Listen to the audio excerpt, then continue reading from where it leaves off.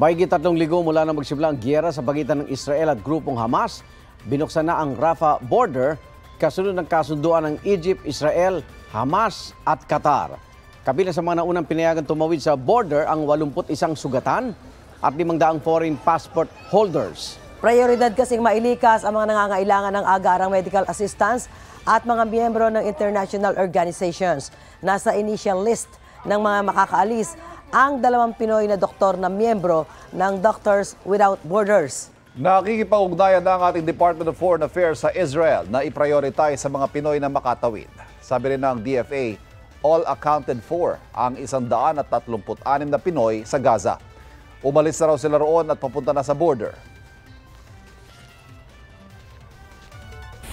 Igan, mauna ka sa mga balita. Mag-subscribe sa GMA Integrated News sa YouTube. Sa mga kapuso abroad, subaybayan nyo kami sa GMA Pinoy TV at sa www.gmanews.tv.